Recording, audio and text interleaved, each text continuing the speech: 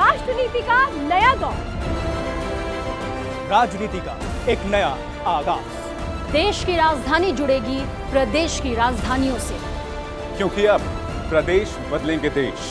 हर गांव, हर शहर की होगी बात, पूरी सच्चाई और निष्पक्षता के साथ।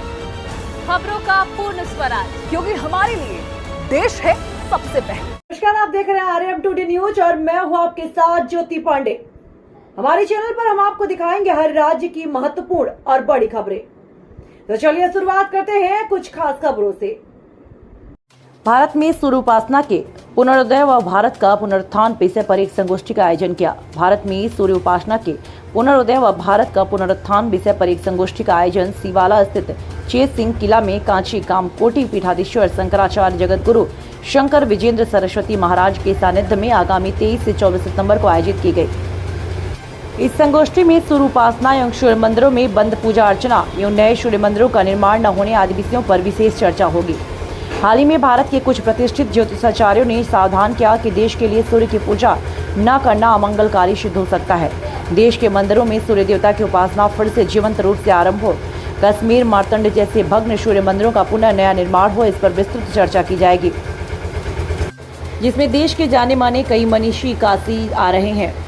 इसमें professor Kapil Kapoor, professor Navjivan Rastogi, professor Somdev Sitanshu, professor Yogendra Singh, professor Chandrashekhar Sharma, doctor Janardan Hegde सहित काशी के स्थानीय विद्वानों में प्रोफेसर हृदय रंजन शर्मा, प्रोफेसर विजय शंकर शुक्ला आदि लोग उपस्थित रहेंगे।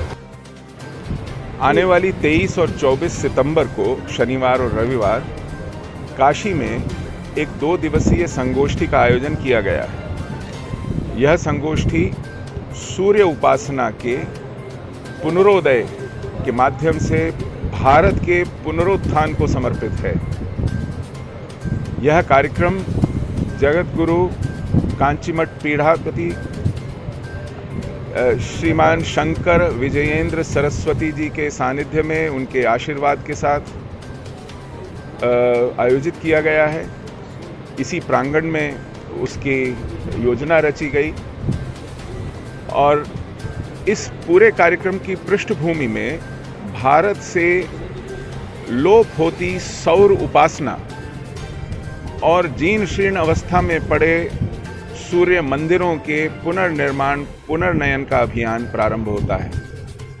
और इस अभियान के केंद्र में है कश्मीर का मार्तंड मंदिर, जो भव्यतम सूर्य मंदिरों में से और भारत की शिल्प मंदिर स्थापत्य कला और शिल्प का एक अनूठा नमूना है, जिसे 8वीं शताब्दी में सम्राट ललितादित्य ने निर्मित किया और 16वीं शताब्दी में सिकंदर, सुल्तान सिकंदर जिसे बुत शिकन कहा जाता है, उसने वहां जाकर उसे तोड़ा, उसकी अवमानना की।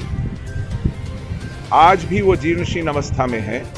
देश के किसी भी ऐतिहासिक प्राचीन भव्य सूर्य मंदिर में पूजा अर्चना नहीं हो रही है, वो जैसे के वैसे पड़े हैं। कोणार्क जैसा मंदिर भी जो कुछ तो मरम्मत करके ठीक किया गया है, पूजा अर्चना से वंचित है। इसी तरह मोढेरा गुजरात में, दिल्ली का सूरज कुंड, मार्तंड कश्मीर का, ये आस्था की परंपरा को पुनर्जीवित करें, उसके विषय में चैतन्य जगे।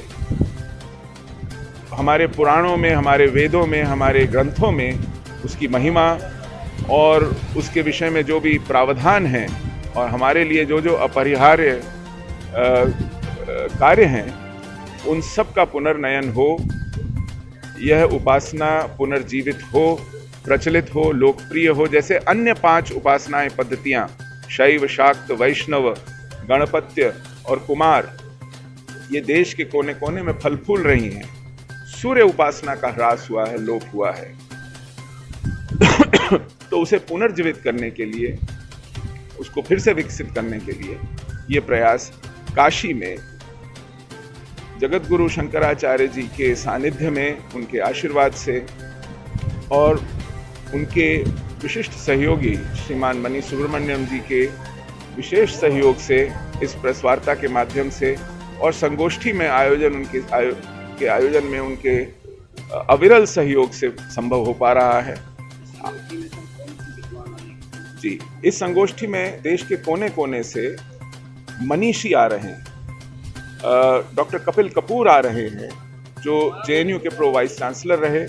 एनसाइक्लोपीडिया ऑफ हिंदुइज्म, जो 11 खंडों का एक विशाल कोश है, उसके प्रधान संपादक आ रहे हैं। वो पद्म विभूषण से सम्मानित किए गए हैं। उन्होंने संस्कृत की एक भाषाविद के नाते बहुत सेवा की है।